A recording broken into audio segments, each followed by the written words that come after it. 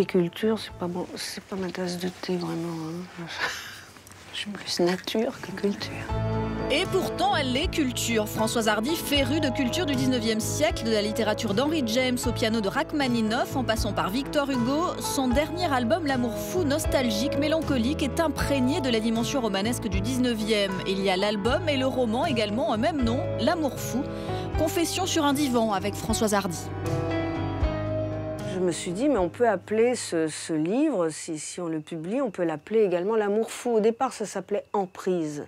Donc c'est pas très loin, mais je trouvais que c'était plus intéressant pour marquer le coup de mes 50 ans de chansons. C'est la maison de disques qui m'a dit, dis donc, c'était 50 ans de chansons, faudrait faire quelque chose. Et donc c'est venu comme ça. Madame la comtesse,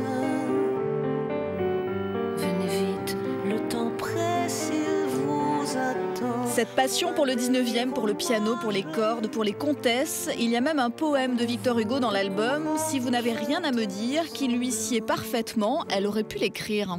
Et presque.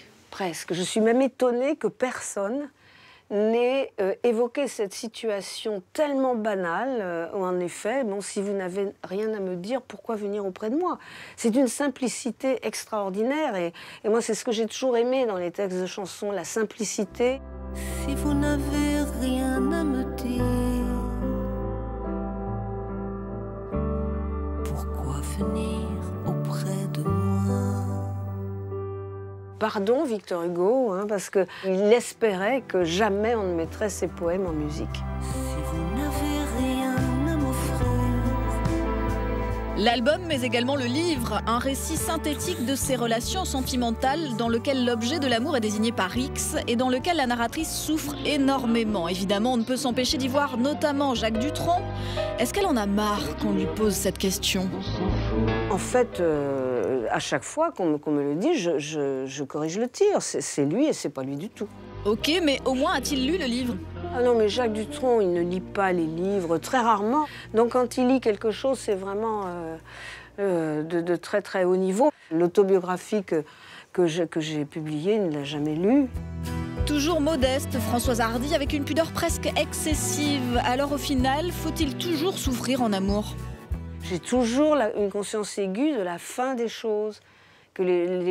Donc c'est ce qui d'ailleurs va de pair avec la mélancolie, parce qu'on voit la fin dans le commencement. J'ignore si ce que j'aime en vous, c'est vous. Mes idées deviennent floues, je suis à bout. L'écriture aide à soulager de la douleur amoureuse. Elle a eu recours quelquefois à la psychothérapie, mais surtout à l'astrologie qu'elle pratique. Première consultation d'astrologie que j'ai eue, parce que mon intérêt est venu d'une consultation, tu as tout de suite mis le doigt sur l'une de mes dominantes planétaires, qui est Saturne. Et il manquait à Saturne justement la dimension de la représentation. C'est-à-dire que le Saturnien n'est pas à l'aise lorsqu'il doit être en représentation, ce qui est mon cas. Être obsédée par quelqu'un, elle connaît, mais elle-même a suscité des obsessions. Les fantasmes via les photos de Jean-Marie Perrier. Bob Dylan était fou amoureux d'elle, mais aussi David Bowie. Il avait une relation bizarre avec une amie à moi qu'on appelait la cochonne, qui vivait de ses charmes. Il lui disait que je lui plaisais beaucoup. Ce qu'à l'époque, je n'osais même pas croire, vous comprenez? Avant de la quitter, une question qui nous titille, ce tube de 1962. Les garçons et les filles de mon âge se promènent dans la rue de par deux. Vous l'assumez encore, Françoise Hardy? J'ai toujours souffert de ce que cette chanson était très mal réalisée, avec les 4 pires musiciens de la place de Paris qui jouaient très mal. Mais bon, je comprends tout à fait que ce soit symbolique d'une époque et tout ça, d'une époque qui était probablement plus insouciante que, enfin en tout cas pour la jeunesse, que l'époque d'aujourd'hui. Le jour, moi aussi, j'aurai quelqu'un qui m'aime.